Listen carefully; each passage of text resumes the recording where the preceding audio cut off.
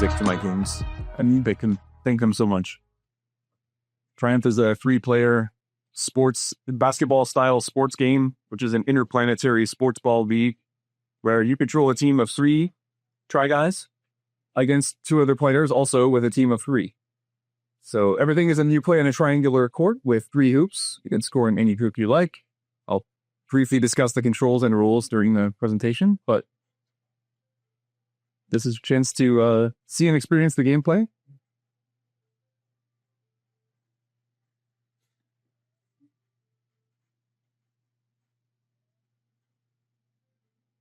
Triumph has been in development about 3 years. However, I've maybe spent 2 out of the 3 years working on indie games. Mostly due to life things. Kind of how it goes, but I'm still thrilled about the game. Very happy to show you all a little bit of front.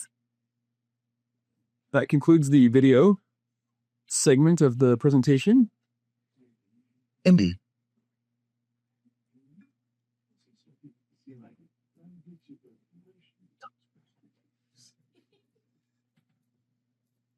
We're not judging. Well,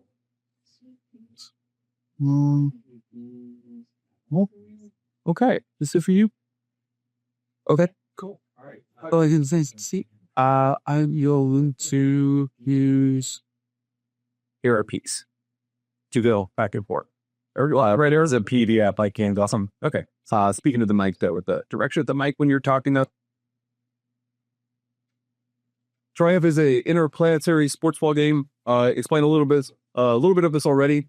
It is for 3 players, which I think is a slightly unique thing. It's meant for couch play co-op. People have asked about online multiplayer. I think that'd be awesome. No immediate plans to do that, but if that was demanded, if it's something that could be done. Here's a quick breakdown of the controls. It's kind of self-explanatory.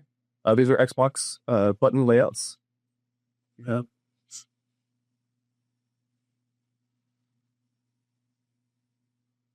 Left and right. So on offense, you're shooting from within like an arc. You guys might have noticed during the video. If you shoot from the stripe, it's a 3-pointer. Anywhere inside the stripe, 1 point. A slam dunk is 2 points. On defense, you can charge them. So charging is legal, unlike basketball. You can basically force them to drop the ball, causing a fumble. You can stand in front of them to block a shot, also jumping. Or you can use the A button to create a steal. So there's a bit of the offense and defense. These are some of the amazing concept art that I came up with for the game that I'm quite proud of. These are all Post-it notes. I'm such a Post-it note guy. So that's what we have here. Future plans are obviously Steam and itch. I would be probably the first PC release, a point of release. Game Expos are something I've done for a long time. I've been an Expo presenter since like 2011.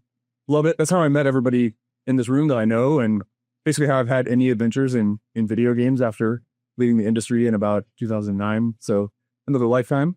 But arcade development. We talked about arcades a little bit during this talk today, and I'm super excited. This is always from the very beginning was an arcade concept. And I think just the timing, the format, everything about it just screams it's a coin-op game. And this would be right at home in a nice arcade cabinet right next to all the retro games. So my name is Joel.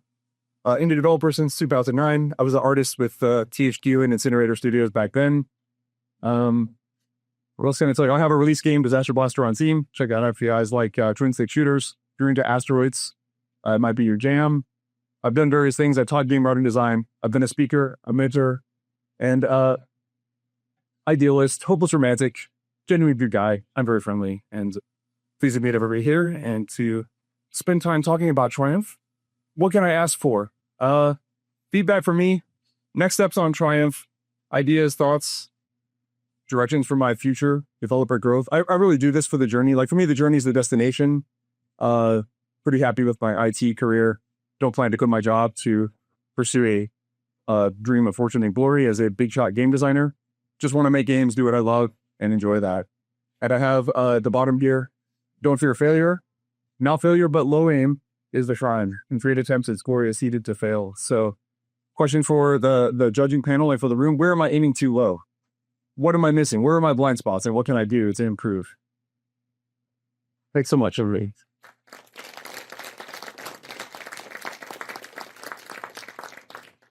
All right. Aside from the technical hurdles with the presentation, I thought it went great. Thank you. I like the black background. I like the slides. They were really slick looking. Good presentation, good speaking skills. I love that you had a demo video. I think it was fantastic.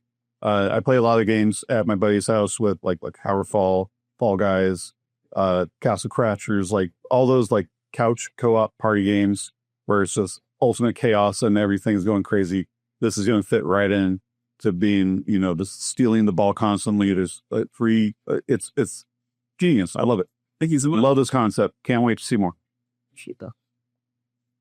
The minute you said it was like built for an arcade game, I can totally see that. The key art really reminds me of the little workers from Killer Queen. Oh yeah, I know. Yeah, so very much looks like that, and I can see that being the same type of. And the other one's yelling, and there's mass chaos. Some people that in an arcade. I really liked the fact that you call it sports ball, just kind of like fun and jokey, and I like that. And the only thought is that I would love a quick slide first, obviously, like with the tech difference, it was like getting it over. The way you talked over the trailer is actually really cool. That'd be a great way to pitch on the fly if you're ever at a networking event. But putting it like on maybe a second or third slide in your deck, just so you have one quick like one-liner for the pitch at the beginning. So like, we get that it's couched a lot before we kind of get into the video. Okay. Yeah. I had the same thing with the arcade. Right when I saw it in the video, which I like that you started the video, I thought right away, I'm like, dude, Killer Queen arcade cabinet would be sweet. And baby, we said it. That was awesome. I think with the presentation, you can slow down a little. You can slow down a little bit. Might be nerves. I guess that's all. I just appreciate that. Slow it down. I do the same thing. But yeah, overall, that looked awesome. Like, I don't want to play it. What was that? I think you should. Yeah, just basically to piggyback on the same thing. It was a great presentation. I think the game looks great. I don't know if it's just me, but I kind of feel like, like a free alien races or something, right? I kind of feel like there's a mechanic thing that like you can add something to it that makes it a little bit more than just basketball. Like I would really like to see something that's more than just like shooting and stealing, even though you got the triangle, match, which is interesting, or court, which is interesting, but there's got to be something. I couldn't tell you what it is. And it just seems like there's something that could really make it, set it aside from everything else. So thank you for bringing that up, Nathan. Thoughts on that right now are making each court have some specific terrain that changes the gameplay. Imagine wormholes, sand traps, laser gates, disintegrators, things like that. That I think in my mind would stand out to me, like it would catch my eye, other than just because it's like, if it's just a basketball game, it's kind of like a chess RPG, right? If it's just chess, then it's chess. There's like 1,000 of those out there, right?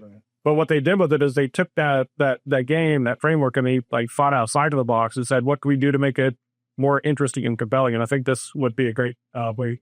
I appreciate that. So I want to play sports chaos with every sport. Free tennis court nets, like chaos. Awesome. Love it.